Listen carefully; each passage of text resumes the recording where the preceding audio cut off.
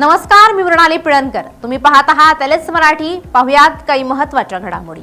शिक्षकांवरील कामाचा ताण लक्षात घेऊन जनगणना काळातील प्रशिक्षण पुढे ढकलणार, शालेय शिक्षण मंत्री पंकज भोयर यांची माहिती. रायगड म्हसळा नगरपंचायतीवर शिवसेनेचा भगवा. मंत्री अदिती तटकरे यांच्या बालेकिल्ल्यात शिवसेनेची सरशी. निदा खान फक्त मोहरा. महाराष्ट्रभर मोठं जाळं कार्यरत. नाशिक धर्मांतर प्रकरणावरून संजय शिरसाट आक्रमक. एसआयटी चौकशीची मागणी.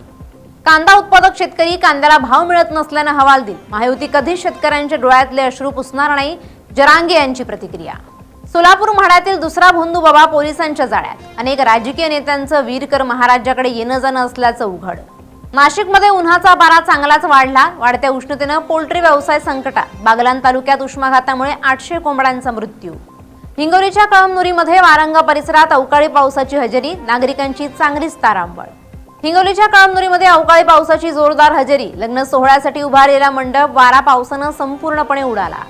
वाशिमच्या मंगळूरपीरमध्ये तन्हाळा वीज उपकेंद्र रखडलं. 2 खांबांमुळे कोट्यवधींचा प्रकल्प ठप्प. भंडारा मेडिकल कॉलेजमध्ये 60 वर्षीय महिलेचा विनयभंग. पीडितेनं दाखल केलेल्या तक्रारीवरून भंडारा पोलिसात गुन्हा दाखल. या होत्या आताच्या घडीच्या काही महत्त्वाच्या बातम्या. अशाच महत्त्वाच्या बातम्यांसाठी पाहत रहा एलएस मराठी.